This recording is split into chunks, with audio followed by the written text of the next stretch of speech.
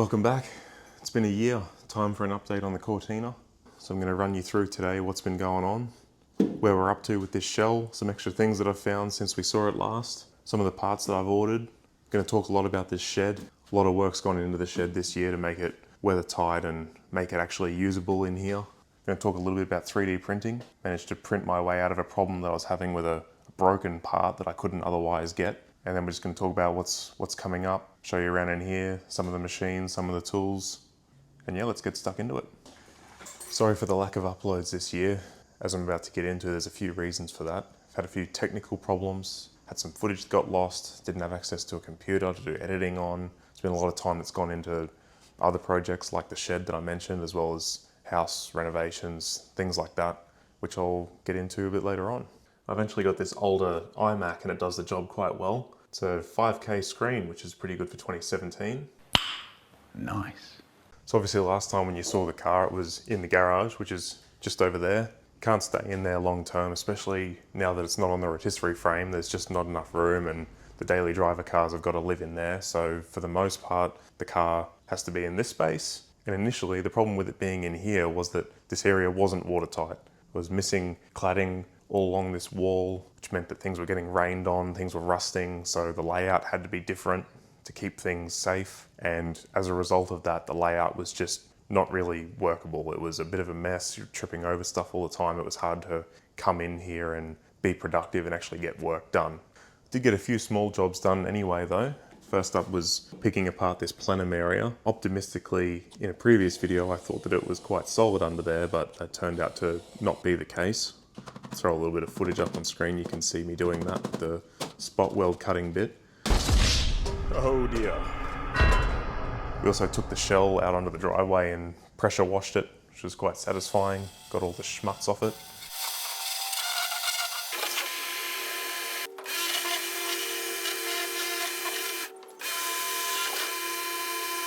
And then I also did a little sheet metal repair on a crack in the floor just back there, but I'll only gloss over that in retrospect. The welder settings were probably wrong, and if I was to do it again, I'd probably do it differently.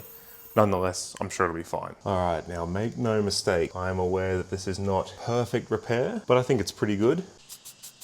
Also found this suspicious little area down here next to where the steering box attaches. A bit wary of this. I've had some old Valiants in the past and it's a bit of a hot spot for them to rust out, and as such I've seen that area plated over before, and I just don't like the idea of things being hidden away, so I want to pull the rest of this plate off and just double check everything under here. I don't know if this skin here is the original metal or not. I want to make sure that it's attached properly to the crush tubes in here in the chassis rail. It may even be worth cutting out more of this and replacing a larger section as one sheet. You can see there's a bit of rot down here as well through both layers. So it's just something that'll need to be looked into. Also sourced a new piece to replace the shock tower, trimmed it down till it was just a single stamping of metal. So that's ready to be welded in at some point once it's all sandblasted and coated. I also had a donor front guard, which I painstakingly removed some time ago. Had my heart broken a little bit when I started to sand all this off, and I realized that this donor panel was actually sporting a similar amount of bog to the front corner that I'm actually trying to repair. This one's still worse. It's actually deformed the headlight ring as well, and it's been sort of split open and welded back together. This one's probably a little bit more savable, so whether or not I end up just reusing the headlight ring and recreating this piece from scratch, or perhaps this can be body worked out. I want to avoid putting as much bog back onto the car as I can. I know it's probably a little bit pedantic. We'll see how that goes later.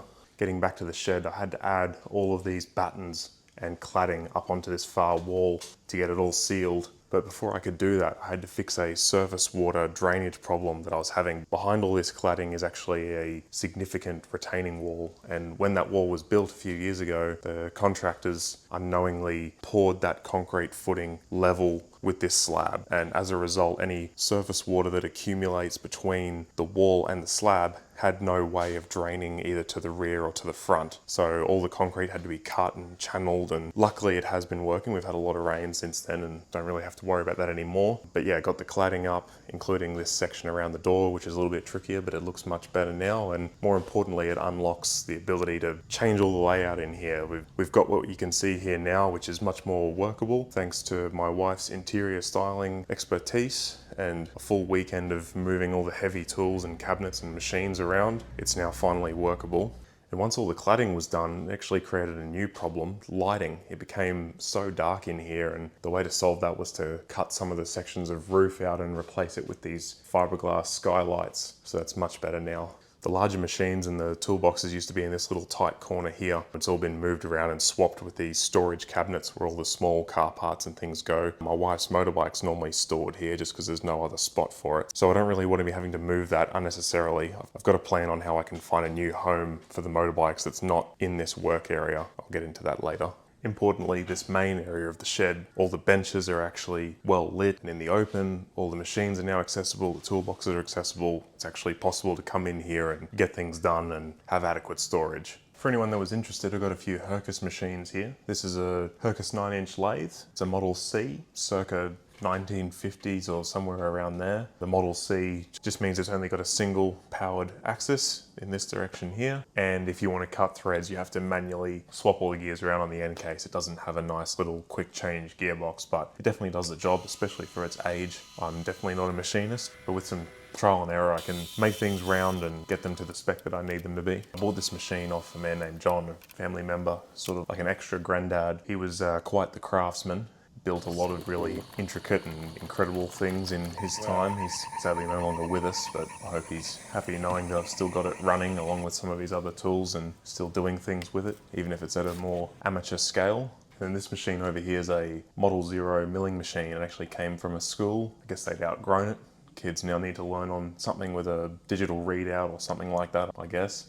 It needs a motor on it. I don't know whether to go a 3-phase again, which I don't have the ability to power, so it'd be a 3-phase with a variable frequency drive, or if I just put a single phase motor on it. I really want to run it with its vertical head attachment, which I do have. It came with the machine, but unfortunately I'm missing a proprietary drive gear for up here on the milling head, and they're bit tricky to find. So if you know someone that happens to have a drive gear for a vertical head for a Hercus Model 0 mill and they're willing to sell it, please let me know. Or if someone has the ability to make one, Australian metalworking hobbyists have a link for one on their website, but it's only at expression of interest phase. It's yet to be costed, so I'm just sitting on the waiting list for that. The lathe actually has quite a bit of tooling that came with it. Got a lot of boxes of tool steel blanks and cutters that have been made up for specific applications over the years, and additional chucks, and as well as like thread pitch counter. I've got a knurling tool, steady rest, drill chucks and things like that for the live center,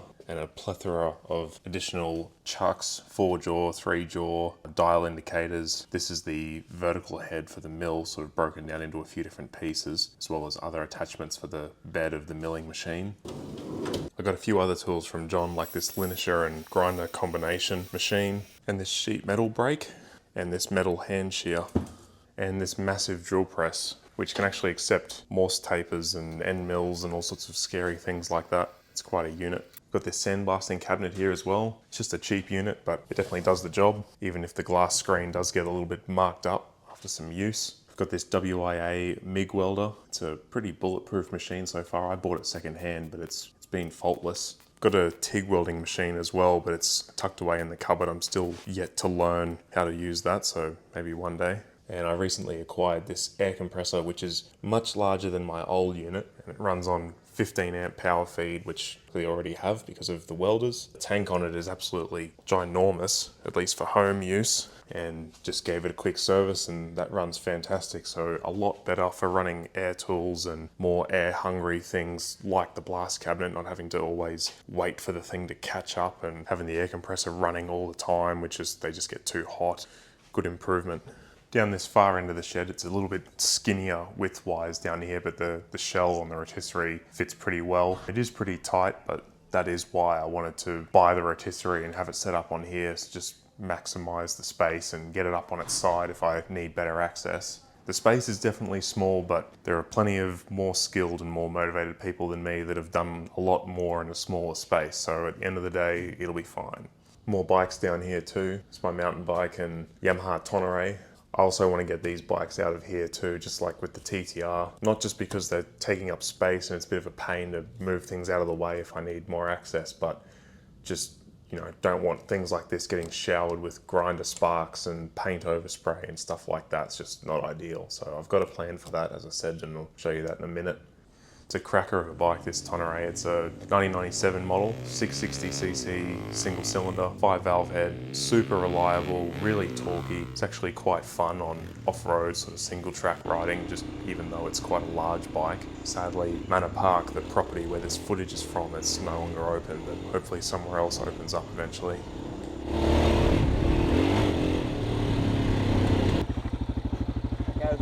That's a hoot. Some of the parts that I ordered, I got these sills. There's a guy up north of me who folds them up and sells them on eBay. They look to be quite a good fit. I also got these repair sections for the front guards. They're just from Rare Spares. I don't know how good these will end up being in terms of the panel line accuracy or crispness, but they're pretty well priced and they'll be a good starting point anyway. I also managed to find some new old stock front indicator lenses which are specific to this pre-airflow shape, so I was quite excited about that. Changing it up a little bit, I also got this new edition, 3D printer. It was also from a school, just an older unit, a bit too slow for their needs. They don't want to be having to run the things unattended out of hours, but very cheap and very good for my purpose. A great place to start was this broken plastic ring that goes inside the wiper switch. So I measured this one up, loaded it into Fusion 360, made a sketch, exported it as an STL, sliced it, and with a bit of trial and error and fixing up the first adhesion layer, and then I got this. Now it's not a final part by any means, but a successful prototype, and it works. And this would definitely get this switch back and operational again. Importantly, I can tweak this, maybe use a better filament, or even outsource the printing entirely to JLC 3D, and you could print it from any number of different things, like even metals if you needed to. I'm not going to dive too deep into the nitty-gritty of 3D printing, not on this channel. There's already so much of that on YouTube, but for me it's just more of a, I had this problem, think 3D printing's a way to get around it. Here's the model I did, here's the part, did it work? I've seen people have success with making 3D printed plastic sheet metal forms to be used with a hydraulic press. It's something I'm pretty keen on. I'd love to give that a try soon, maybe even using a 3D reference model that originates from the LiDAR scanning sensor on the iPhone. That would be a really cool way to make a little hydraulic press mold for some complex little pieces of sheet metal to go onto the car.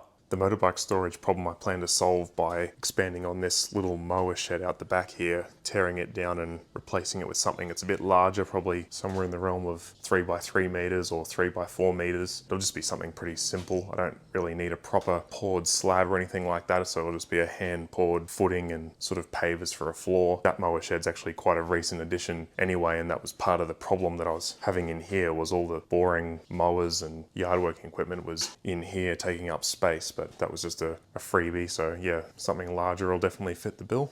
Honestly, that'll be quite a small landscaping project compared to some of the other stuff that's been happening around here the last few months, and that's not even mentioning the renovation jobs inside the house. You can see from these photos how disruptive that retaining wall project must have been. That's on the other side of our house, the other boundary.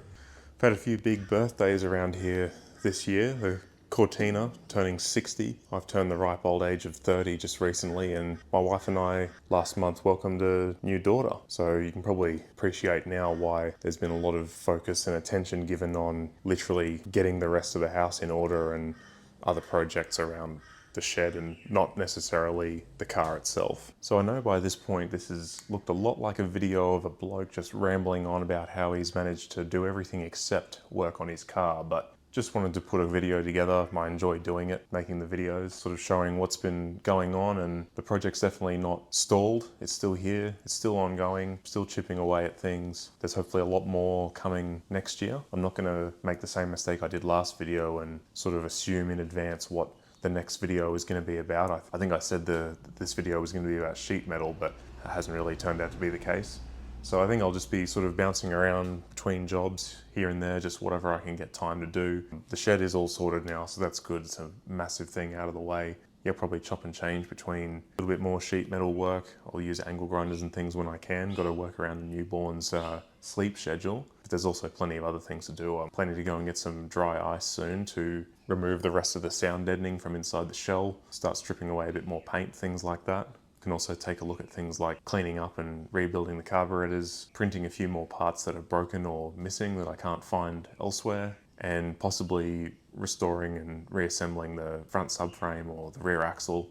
Hope you still enjoyed the video and got something out of this update. Yeah, like I said, there'll definitely be more coming next year, so have a good Christmas and thanks for coming for a little walk around the shed with me today, and I'll see you on the next one.